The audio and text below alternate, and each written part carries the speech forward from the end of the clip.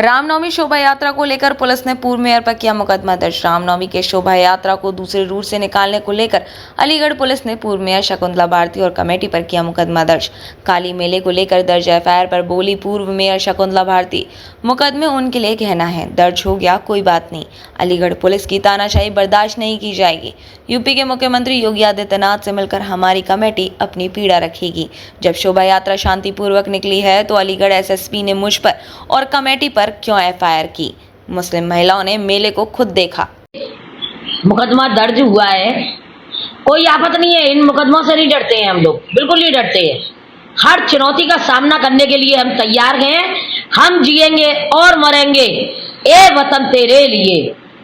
मेरा कहना एक ही है कि जब पुराने मार्ग से ये शोभा यात्रा निकल रही थी तो प्रशासन ने क्या हमें रोका था, या प्रशासन ने कोई भी व्यवधान उत्पन्न किया कि इस मार्ग से नहीं जाएगा? क्यों नहीं जाएगा? अगर वो कहते नहीं जाएगा तो नहीं जाता। कहीं ना कहीं मौन स्वीकृति थी और ये शोभा यात्रा निकली और प्रशासन ने भरपूर सहयोग दिया। लेकिन ये मुकदमा दर्ज हुआ है तो ये तो हम लोगों के लिए गहने के रूप में होता है। हम इस चुनौती को स्वीकार करते हैं। और एक और चीज बता दें, ये पुराने मार्ग से इसलिए निकाला गया कि जब कटरा से मेला निकलता है, छोटी गलियां हैं, आपने देखा होगा, प्रशासन ने कई बार, मैंने कहा था, कमेटी गई थी, आप सर्वे करिए, क्या अब इन परिस्थितियों में जो छज्जे बढ़ गए और जो मकान आगे को बढ़ गए हैं, क्या इन परिस्थितियों में इस सकरी कटरा से क्या शोभा यात्रा निकल सकती है? नहीं निकल सकती, बिल्कुल किसी कीमत पे नहीं निकल सकती। पिछली बार 4 लोगों को करंट मारा था, मरने से बचा। दूसरी चीज, जिस समय 2 लट्ठे थे और वो निकल रही थी ठेली शोभा यात्रा की, उस समय काली माँ का जो है वहां से निकल रहा हुआ लट्ठों के बीच में से काली माँ फंस गई उसमें। हमारे भक्तों ने इस तरीके से उस काली माँ को पहले कश्मकश करके मुकुट को वो किया, फिर मुकुट उतारा और जिस तरीके से उन्होंने काली माँ को बचाया, क्या किसी की जिंदगी से बढ़कर के ये मार्ग है जब पुराने रूट से निकला है तो उसमें आपत्ति क्या है? बड़े शांतिपूर्ण ढंग से प्रशासन के द्वारा और अब्दुल करीम चौराहे पर मेरे मुस्लिम भाइयों ने भी बड़े प्यार से और स्नेह के साथ में उस मेले को देखा, शोभा यात्रा को देखा। महिलाओं ने भी देखा, बड़ी खुश हो रही थी। तो अगर जब कोई व्यवधान उत्पन्न नहीं हुआ तो क्यों एफआईआर की गई?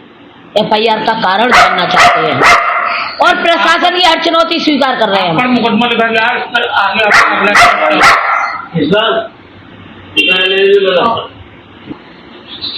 आपको एक बात बता देना चाहते हैं, प्रशासन ने एफआईआर की, शासन के आदेश नो गुमराह किया गया। हमारे माननीय योगी आदित्यनाथ जी उत्तर प्रदेश के जो मुखिया हैं, बड़ा सोच समझ के निर्णय लेते हैं। कहीं ना कहीं एसएसपी महोदय जी द्वारा उनको गुमराह किया गया कि जबरन मेला निकाला। हमने जबरन नहीं निकाला। अगर जबरन निकाला हमने तो तुम लाठी चार्ज करते, मेले को रोकते, शोभा यात्रा को रोकते। जब शांतिपूर्वक वो मेला निकला है और हमारे माननीय मुख्यमंत्री योगी आदित्यनाथ महाराज जी को कहीं ना कहीं एसएसपी महोदय जी ने गुमराह किया है, तो हम भी माननीय मुख्यमंत्री जी उत्तर प्रदेश के शिरोमणि उनके पास हमारी कमेटी मिलने जाएगी और हम भी अपनी पीड़ा रखेंगे, बात रखेंगे कि जब शोभा यात्रा शांतिपूर्वक निकली है, पत्ता तक नहीं खटका है, क्यों प्रशासन ने एफआईआर दर्ज की?